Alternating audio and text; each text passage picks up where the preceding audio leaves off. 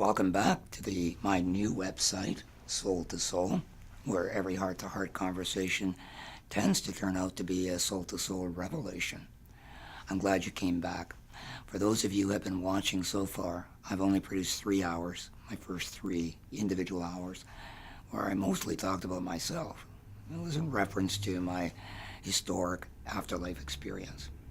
And I want to say a few things, and actually I should probably go over it quickly before I begin the actual discourse today on sentiency.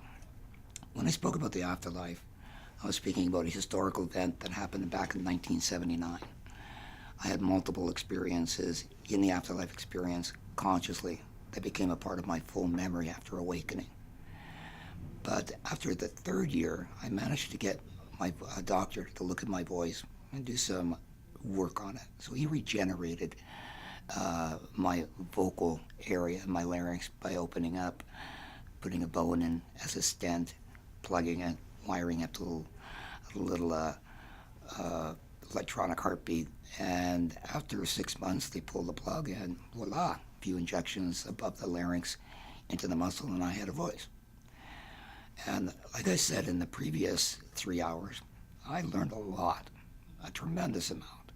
And it's been 40 years since. But in those 40 years, I learned even more. It's been endless. I can't go a day without coming up with at least a dozen new inspirations, a dozen new insights. And that's the reason I started this channel. I wanted to be able to share all these incredible insights, revelations, realizations that I received, that I've been able to prove to be factual, scientifically and otherwise. So when I tell you this is a fact, I can back it up. If I tell you I can't prove this, I'll be suggesting that there are some portions that I know about that I can't necessarily prove to you, but at least you'll hear that from me. I also want you to know that it doesn't make me a unique individual, other than the fact that I was downloaded with a ton of inspirations. I've had to do something unique in my own life, and I didn't realize that until I got my voice. About a year after, I was contemplating doing these kinds of classes for people. And in my effort to inspire myself and others, I realized one night that I was more than capable of garnishing those inspirations, understanding the process, the methodology, and how other people would respond, react, and to what degree, depending on different mindsets. So I'd taken in a lot of information that required more and more actual experience.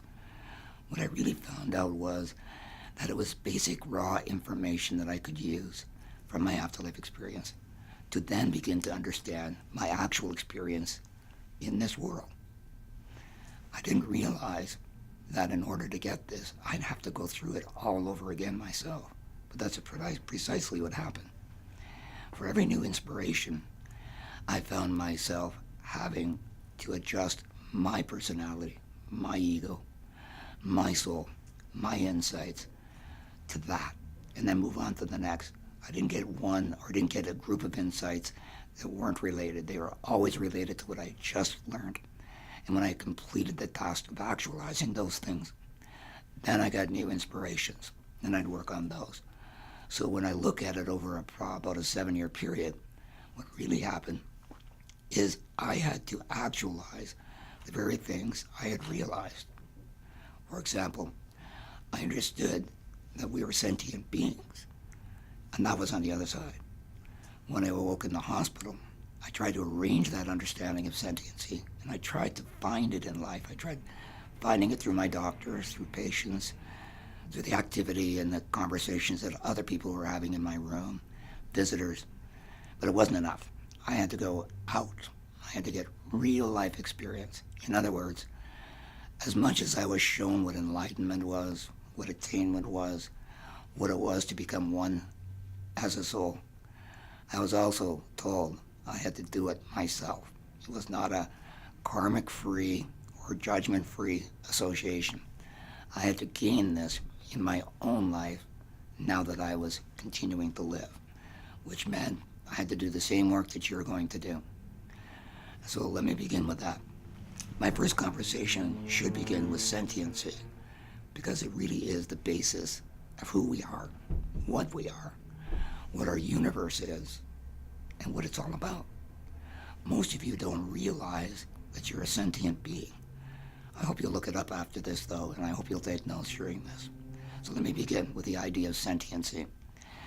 We're all sentient beings. The word means a sensitive response to impact. If a wind comes along and hits you, that has an influence on you. If you're driving down the street, the car's influencing, the noises are influencing, the visuals are influencing you, the radio waves through the air are influencing you. The very planet is influencing you. What I'm saying is that we are sensitive, sense-related beings.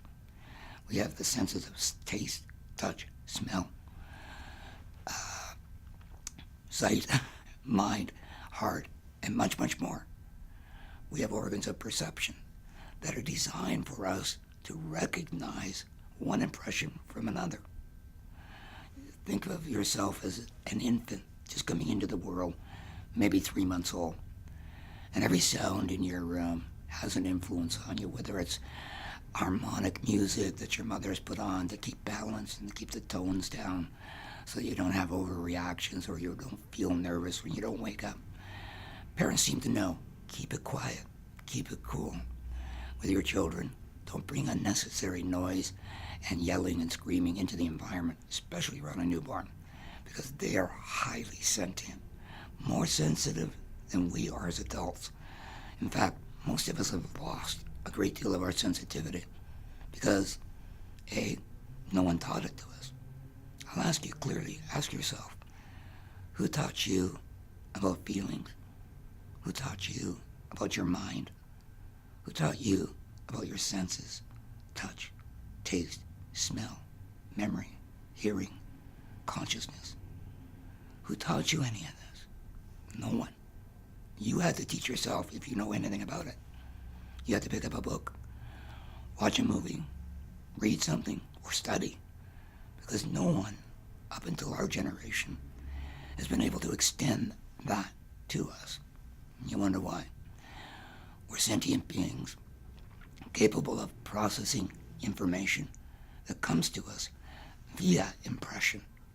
If I watch or observe a television show, then through that process, I'm using all of my senses to engage what I'm observing.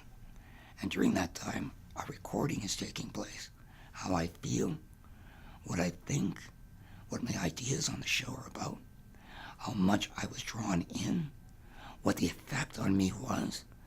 Did it change my thinking? Has it added to my overall perspective or awareness of reality? These are just the common things that happen that we can take for granted. When we go to school, the teacher says, memorize. Well, I know what memorization is, and you do too. Repeat it till you know it. That's all I was taught. Keep repeating it till you know it. No one taught me how to memorize, and I'm sure no one taught you. So the very core, the very attributes that we are born with have been left unattended, unrecognized by most. Why? For 10,000 years, mankind has been trying as best as they can to survive, develop families, communities for survival, to develop skills to enhance that survival, to develop laws to live and keep each other safe. Over this 10,000 years, we were without books. There was no teachers. There was no one to show us the way, other than in Egypt. We'll get to that. But no one then understood their sentient nature just as we do today. We don't understand it. And that's why it's the first class. Because if you want to understand yourself and the universe, sentiency is very important. It all begins with you. Your capacity to recognize information, access it, experience it, and then actualize it. If you learn to be honest from your parents, you took that experience in, discovered it for yourself, thought into it, acted on it. As a result, you may be more honest now than others who were never shown. All of our attributes, all of our skills begin in childhood. Unrecognized skills As long as we're born without parents who don't understand our sentiency, we're bound to err. And that's what a specific group of individuals who've always been around in our world, who kept the books, who kept the ancient documents, who kept the scribes, who kept everything in their house. They kept it away from us on purpose because they didn't want you to know the ultimate truth. Because if you discovered that you were a conscious, sentient soul, an immortal soul, you might start to see life differently, like they do. And then they'd be in trouble. They don't want us to know. They want us to stay dumb. They manufacture technology that helps and aids in keeping us dumbed down. They use television, the media, radio, music, advertising, any means they can to get you to preoccupy yourself with their propaganda of how things should feel, might feel, could feel. Our hopes, our despairs, they bring it to us. They tell us when it's time to fear, tell us when it's time to worry, tell us when it's time to feel okay, and they tell us how to live, how to pay taxes, and how to live by the law or else. But they don't tell us what they know. They know the truth, and they're keeping it from us. So I'm very excited about being able to bring this information to you. Let me go back and explain sentiency on a universal scale. Now, this first part, I can't prove. The second part, I can prove. The first part is my experience in the afterlife with what I call omnipresence. At the end of my experiences and variations of frequencies and color formations, thought form processes, I came to understand the externalization of humanity, how we came into being, how the universe, pre-existing this universe, how the universe of light, love, and truth, I call it pure, formless wisdom. Because that's what I experienced there. A purity beyond my imagination, astounding, that affected me, changed me, altered me, changed my sentiency, gave me the capacity to think and see as a master would.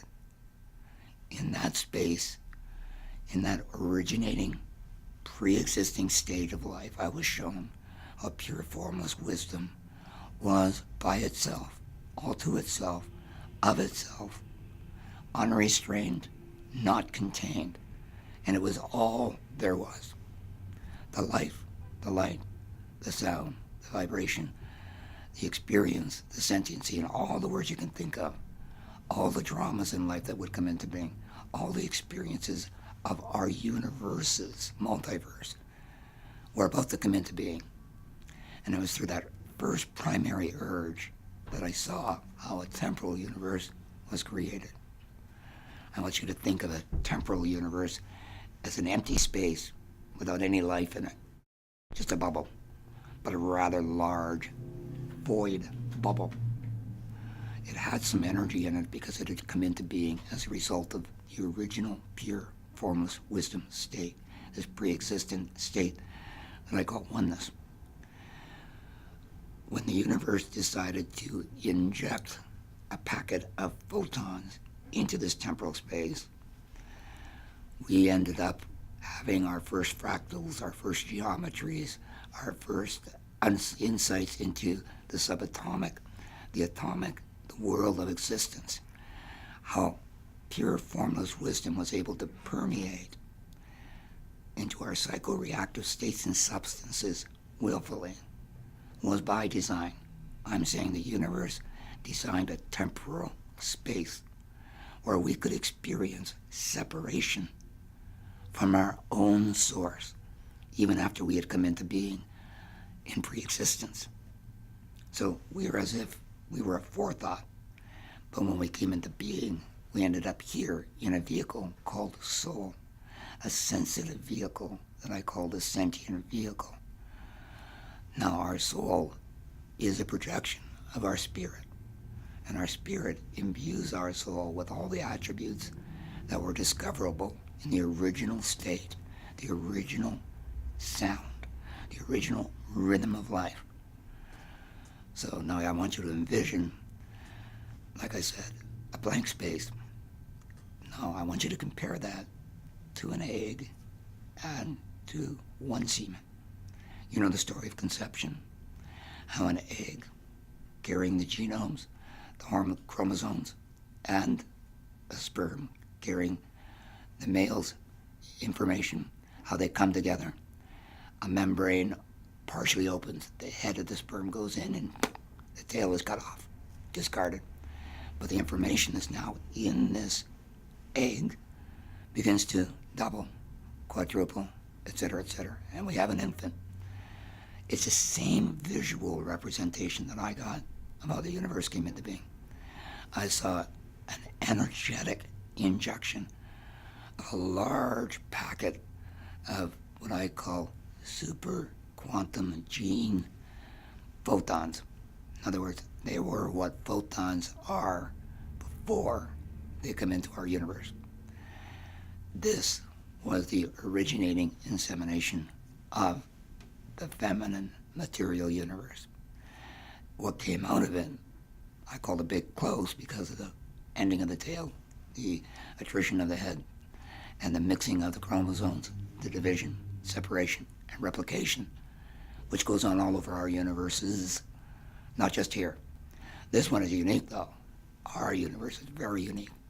It is designed so that the creatures involved, us, can process information correctly and through experience gain enough information to eventuate what we call an idea, a thought, an idea, a concept, and eventually perceptions that eventually lead to comprehensions, realizations, that then in itself leads to a culminating moment of clarity and enlightenment.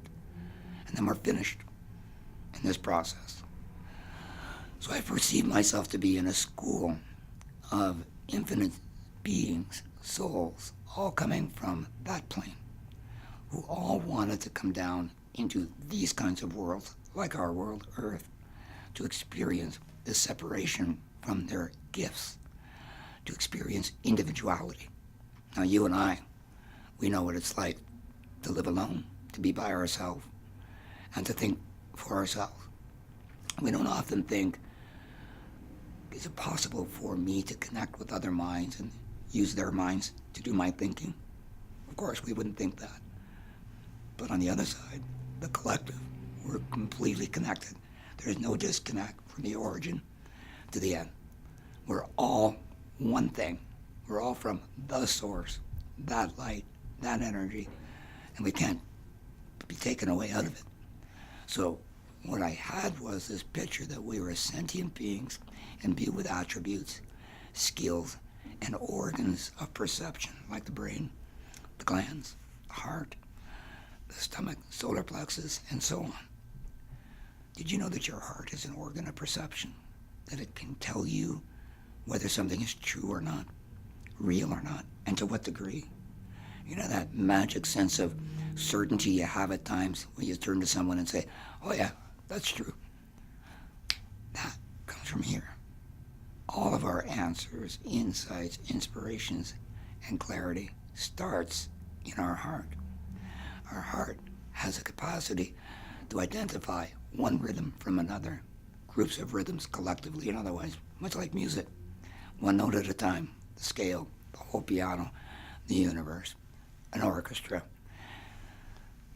The universe designed us so that we would process information. Now, years ago, I used to tell people, think of yourself as an information processor. But look at it this way.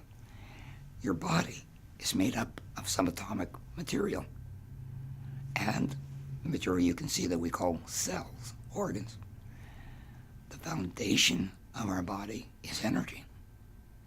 So every photon in our life that exists in every single cell, which is in contact with every other photon in every other part of our body, and also in contact with all the protons or photons that you'll find in our world and in our universe.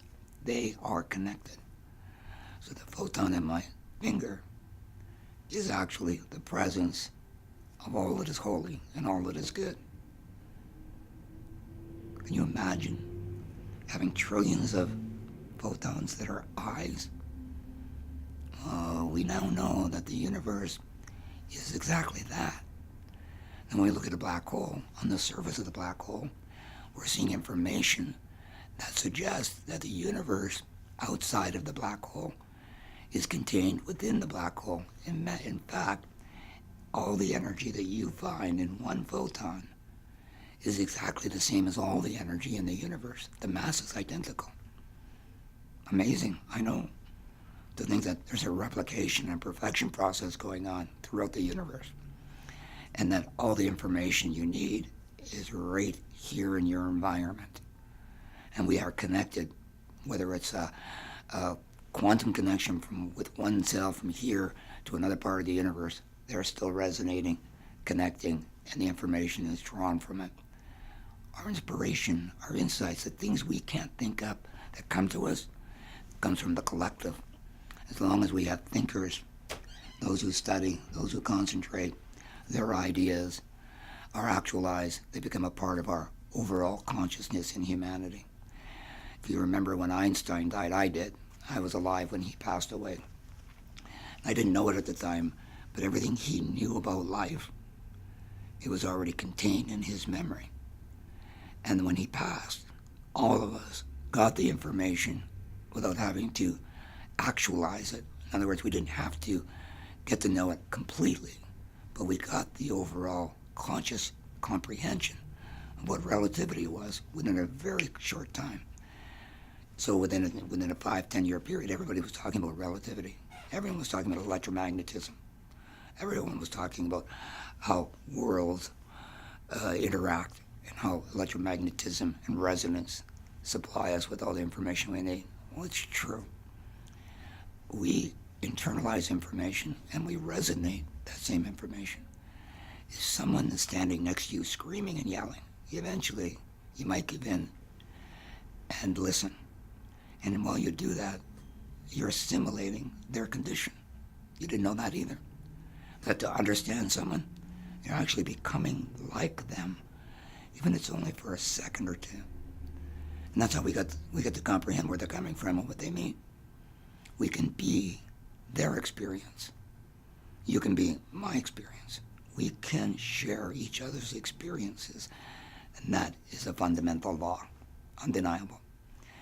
So getting back to sentiency, if you imagine that you are an electromagnetic being, we'll look at that first, that from your core of your heart, you're bleeding out an electromagnetic grid. We'll call it a sphere of energy, anywhere from 7 to 30 feet outside your body, depending on your intensity.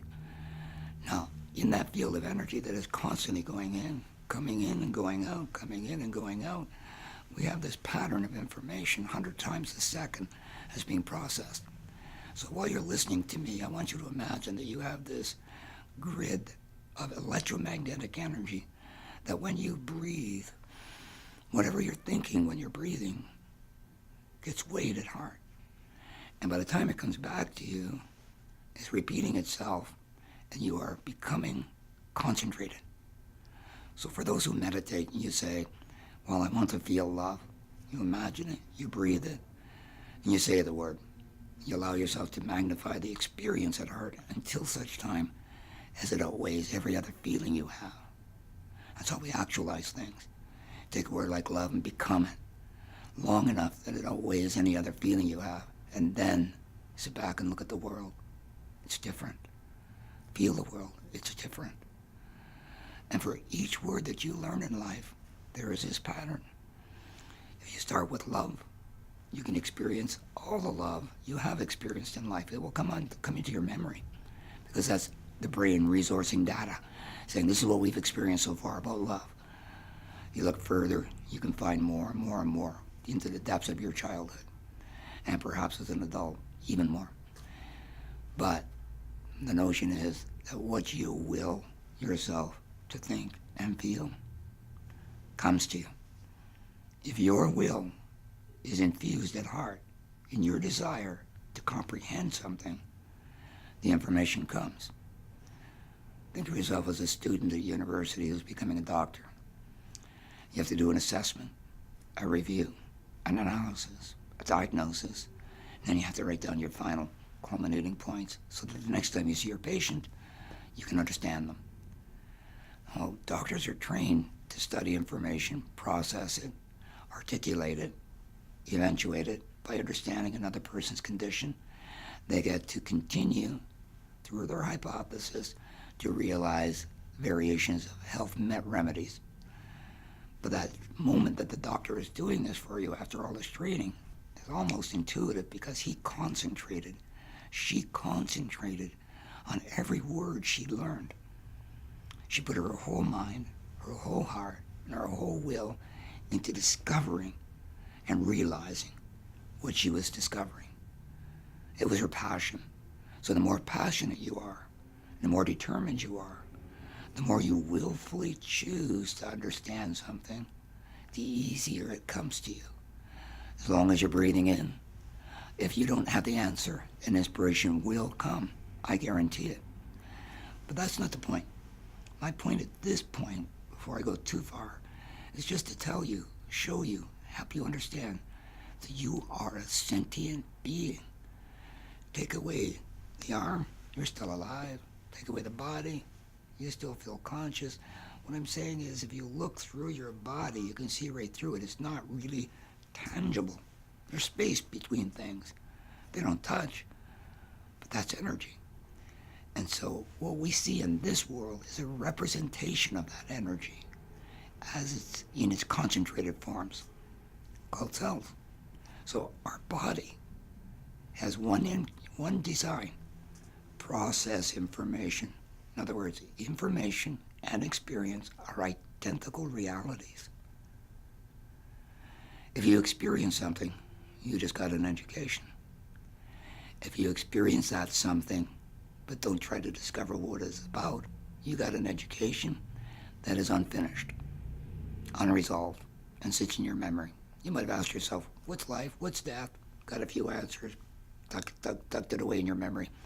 But you have no new insights because you didn't try to go out of your way to prove things to yourself. I know how hard it is to get an understanding of how and where do we start. And that's why I'm presenting this program to you. Because the first thing you need to know is that you're sentient. That's right. That you feel, sense, hear, taste, smell, know, and can create inspirations for yourself to discover greater realization, and you can grow. So that tells me something. It proves my point in the afterlife when I was told that we were here to become wise. At first, I felt I comprehended it, but only later did I realize, that's how we become wise, one experience after another, until it correlates and becomes factual. In other words, we get an idea, but it takes several sensations like an infant before an idea comes into being, or even a thought. And after we start having thoughts, then we move to another level, and then another level. Ideas, concepts, perceptions, comprehensions, realizations, and enlightenment. It's actually 7 stages of our conscious evolution. And psychiatry and psychology, sociology, and all the other humanitarian arts are just discovering this. It's been known for a long time, but only to a select few. And of course, they use that. If I know you record information a specific way, and that you have habits of sitting in front of a television, and that your thoughts about purchasing things and the way you live is not about yourself or your soul, it's just about making it through the day, then you're subject to a lot of propaganda because you haven't concentrated enough in certain areas of your life. And that's why we're all sold these things, sold these ideas that are political or otherwise. I could say, why don't we have world peace if it's our true nature? They won't allow for it. They won't begin to think about it. It's too costly. They can't see beyond the edge of peace what it can bring to them personally. Some want power, they want to keep it. Some want power with money, and they don't want to give that up. Their power and influence sets them free, keeps us as slaves. So let's go back to sentiency. I want you to think about the earth herself now.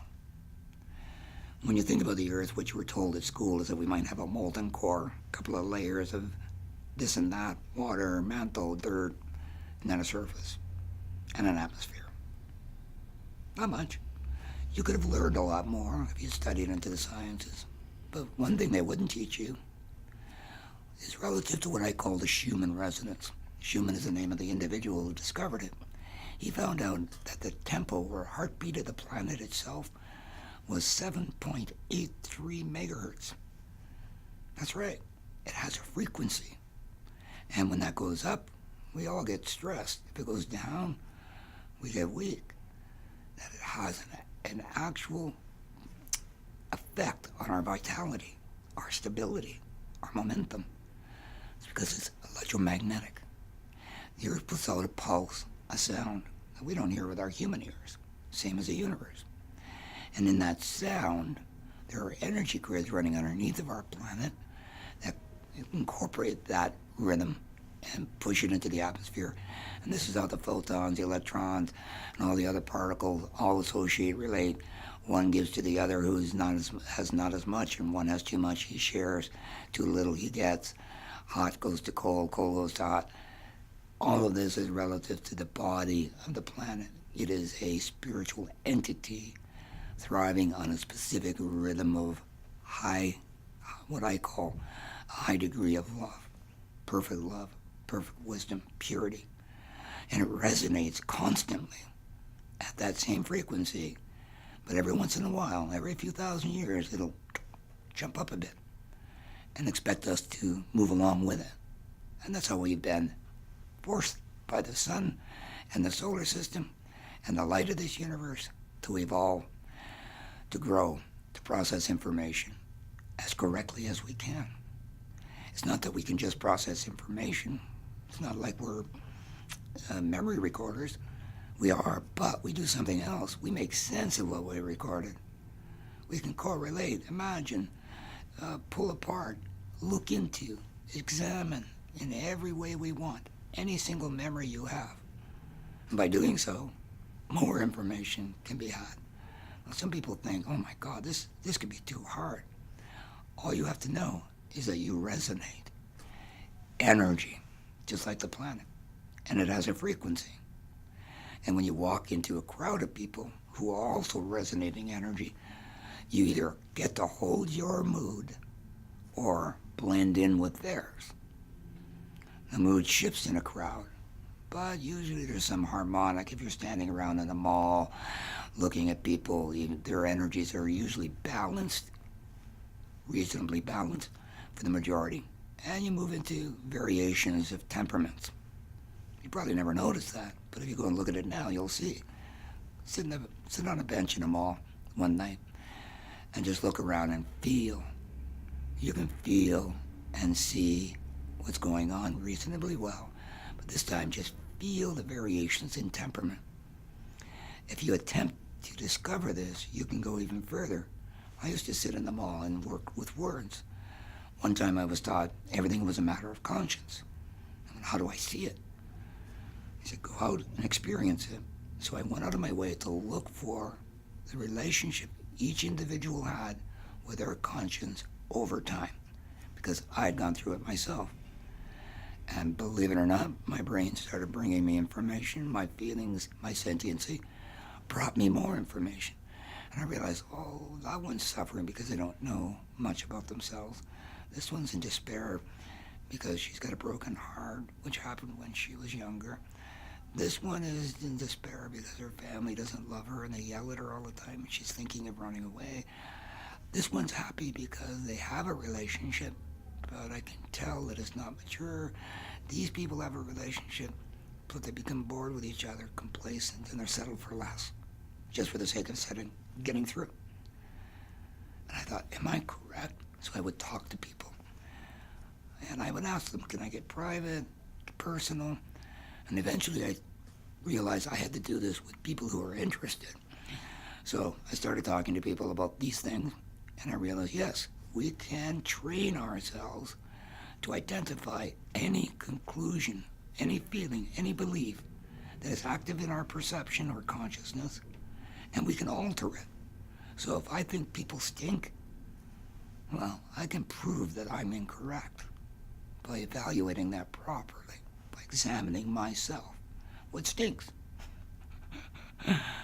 Our misunderstanding of life is all sitting on top of the truth, and it smothers the love we have behind the griefs and brokenheartedness that we've all endured as children, because we were never taught. That's why I'm saying this first lesson on sentiency is the most important thing you can discover. Look it up, examine it, go into your dictionary, find out another meaning, find out variations, look up resonance. There's a guy named Nassim Harriman. I love him, and he's doing a great job with describing the fractal universe and tetrahedron and all the aspects of our biology, how they come into being.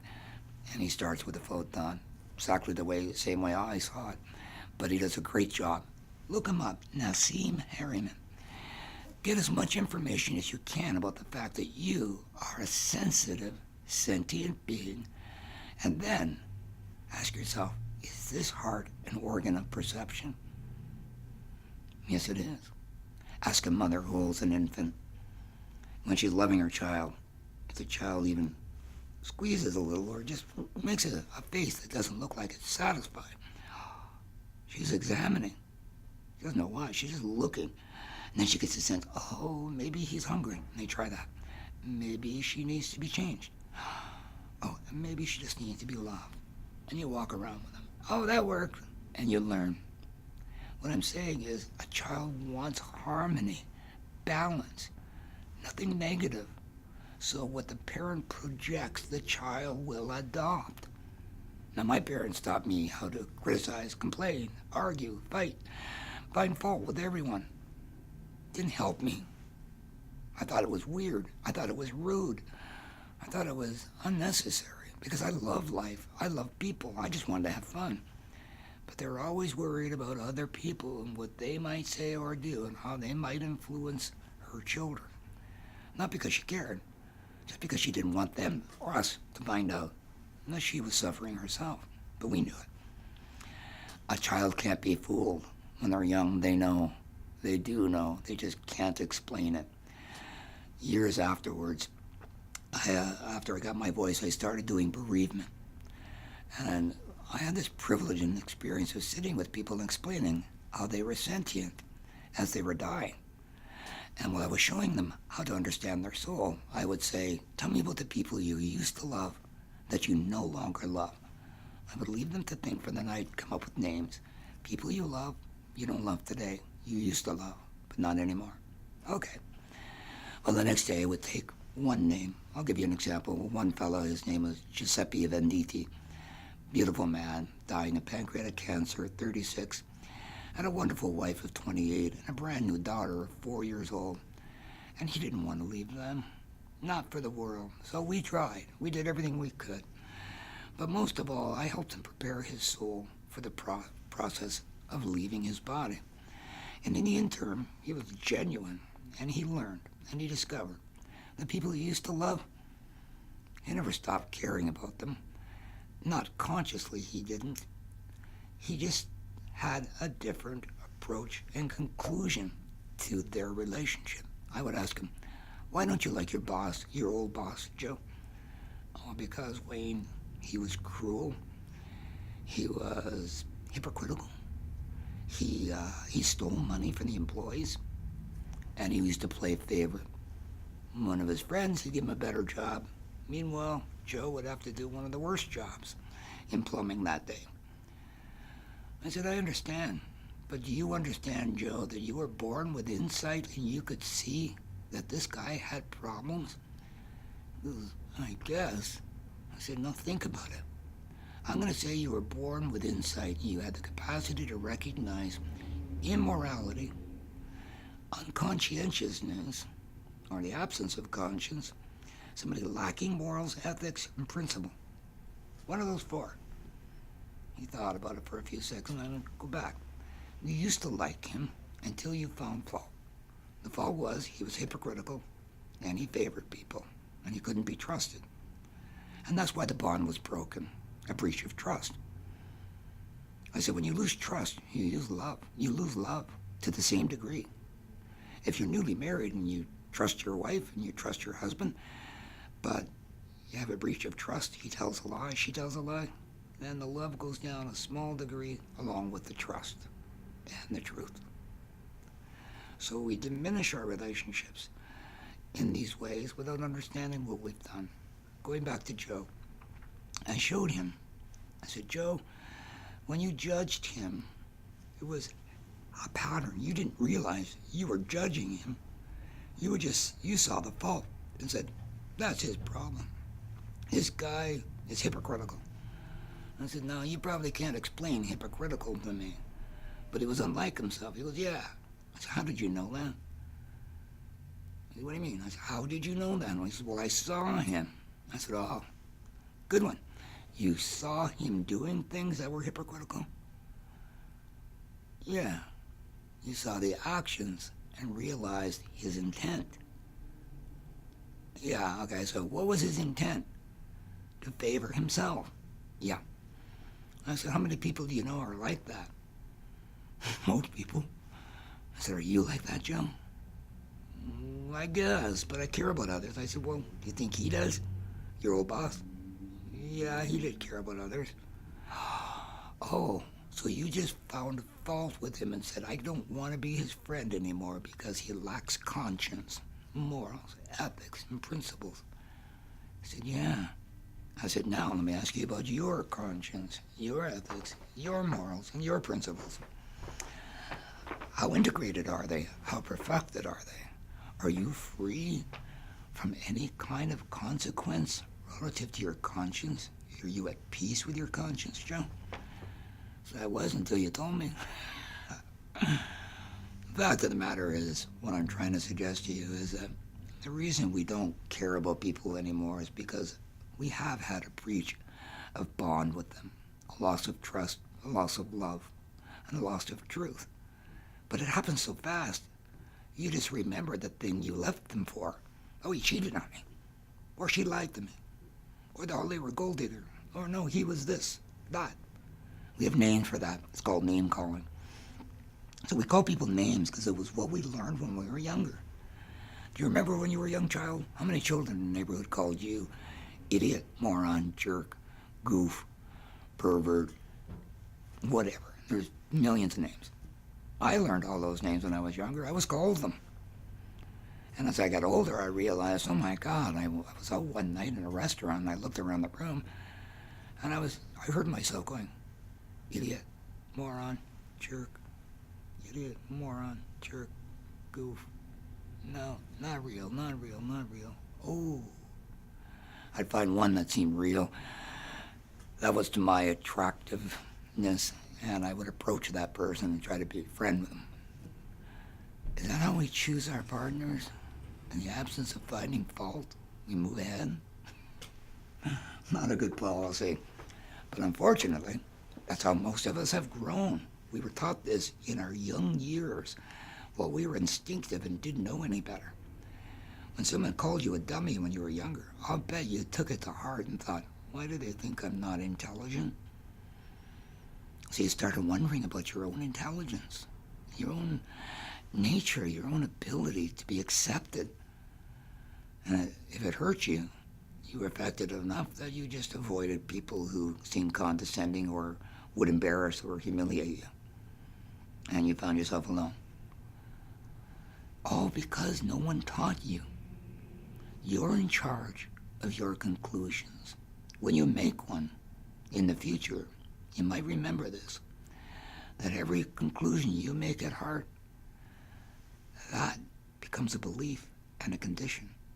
If you believe that some people are worthwhile and others are not, you'll be grappling with that for a long time because you'll never be able to prove that some are and some aren't. You can only prove that are all worthwhile in spite of themselves, in spite of their appearance, in spite of what they do, because none of them know themselves.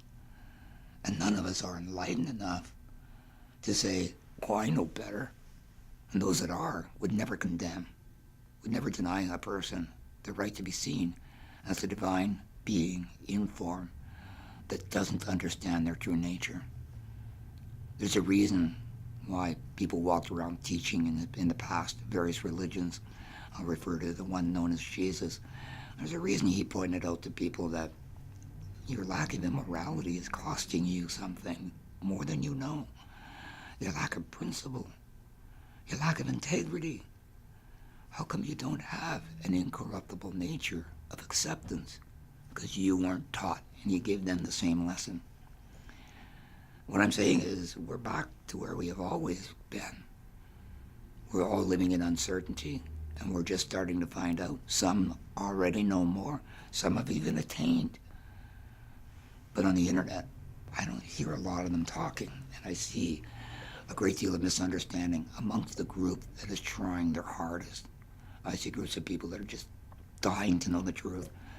I say, we're missing a piece. What is it we don't know? Here it is. You're a divine being living an immortal life in a human form that is temporal, designed this way for you to get a unique experience at processing information on your environment and your true nature. You're here to understand your true nature, are you not? If you're prepared to leave this world and die, then you must be one of those who already understands their true nature and has resolved that and lives with that and knows that is true. Otherwise, you can't feel comfortable knowing that when you meet death, you don't know what it is. If you go into Buddhism, they train people from the very beginning because they know they don't know. So they tell them, you're asleep, you're unenlightened, you'll eventually wake up, but you got to do certain practices. Be kind, be compassionate, be loving. All good starts, have pure motive, great starts. But people have to understand their nature. And eventually the Buddhists go off and think to themselves, why did I do that? Really? When the day comes and you say to yourself, oh, wait a second, why did I really do that? And you're absolutely honest with yourself, that's a breakthrough. That's the moment you understand the instruments of perception you've been given, the gifts, the attributes you've been given to work it out, to discover it. You were born with insight. It's waiting to be used. You only have to awaken it by understanding you are sentient. In the Buddhist school, they say, one must learn to die before they can live. Seems kind of odd, doesn't it? But the reality is, they're right. You have to die to your illusion before you can live in the truth. Now some people say, oh, I'm born again. I don't see much change. Oh, what do you mean? What do you mean by born again? I know what it means to be born again. It means to be restored to your original spiritual essence and rhythm and nature. And that the human nature has been completely overcome. Because it was an illusion. And that was easy to get over. Not easy. It took time. It's easier today, but you did get over it. And that's the truth. We're here to understand our true nature. And until you do, just like me, we suffer. Every day that we don't know who we are, what we are, and why we do what we do, we suffer. On some level, we suffer the loss of love, joy, humility, happiness, all the beautiful attributes that are out there, like rapture, ecstasy, I can't even explain, because you can't understand them if you haven't experienced them yet. There's a range of experiences and feelings that we have had as delusional thinkers, but it limits us because the conclusions behind that information are also incorrect. Remember, every conclusion at heart becomes a belief and a condition until you change it. If you believe you're not worthwhile, you'll live with that all the way through your life and suffer from it. You won't do as well as you had hoped. You won't be able to finish things you wanted to finish. The passions you would have brought into your life just won't come. The inspirations that could have occurred will just be gone because you've been living in a different frequency. Unhappiness, sadness, despondency, and it takes you over. When you're alone, without intimacy, without love in your life, it's so difficult, especially as an adult.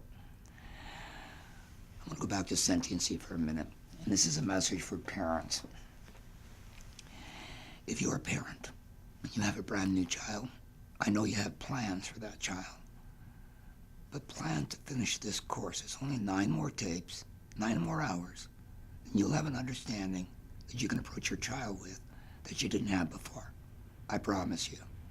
I'm going to reveal some things that are just going to knock your socks off, but they're factual. You'll know it as soon as you hear it. You'll understand it as soon as it comes to you, but you'll have to do the work like I did of getting rid of the illusion that had captured you up until you heard it. That's all of our jobs. We've realized we misunderstood. We compare the misunderstanding with the new realization.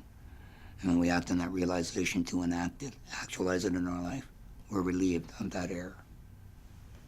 Just like when you have a problem with your conscience, if you're completely honest and admit the absolute truth, I guess I was a bit jealous and didn't realize that was the root of why I did what I did.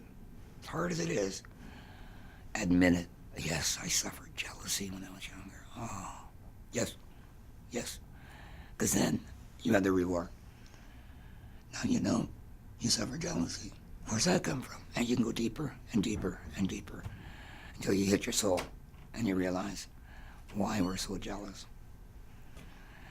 The whole point of understanding that you're sentient, at least to begin with, is because I want you to know that there's an ability on your part to understand the nature of the universe, the nature of what we call particle life, the nature of geometry in our life, and the nature of our very existence, your own soul, your own personality, and the attributes that you use. I'm sure that unless you've been studying, you're just beginning to understand what I'm saying. But sentiency is your key. All life is sentient. Whether it's the grass, a plant, a tree, a dog, a bird, a kitty, an insect, they all have senses, some more than others. But to have a sense, to exist, makes you a life form, a sentient life form, a sentient being. The sun is a sentient being. It's true. So is our planet. So is our universe. There isn't anything that isn't alive. Have you ever seen anything dead? I've never seen anything dead. Now you can put some food on my plate and say, oh, that's dead. No, it's still energetic. It's still, I can get nutrients from this. The being has passed on. The soul has left. But the energy that that soul imbued in that body, that organ, that potato, that tomato, that vegetable, I'm helping it along. I'm helping it transfigure back to its original source. The food we eat has to be alive. It can't be dead. There isn't anything dead. If it appears to be dead, it's only a portion, and that's the mortal aspect. The rest never ends. Ask a scientist. He'll tell you. The intelligence everywhere in our universe, every square inch, doesn't end. The information that's been processed by this universe doesn't come to an end in a small section. No, it's available everywhere, throughout time. Everything, everywhere, every when, at once. That's your soul. Every experience, every one you've ever had, in everywhere in time. Everything, everywhere, every when, at once. Say it yourself. Everything, everywhere, every when, at once. You get a basic idea of what polarity balance is about.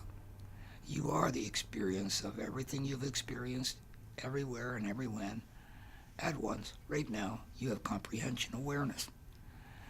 We're aware. The more conscious we become, the more we can enact our own process. And that's what will be coming up next, called the science of impression. I hope you enjoyed this portion, but please look up Nassim Harriman. He's a wonderful physicist. I love him to death. He's just getting started, but he's phenomenal.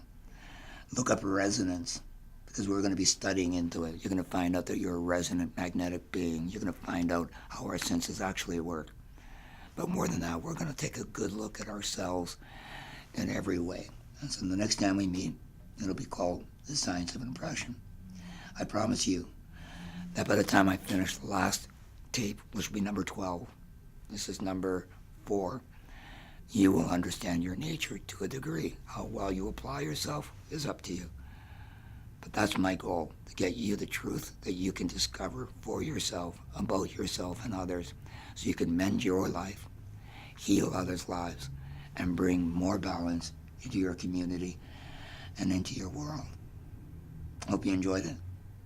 Thank you for attending, and gracious peace to all of you. See you next time. Thank you.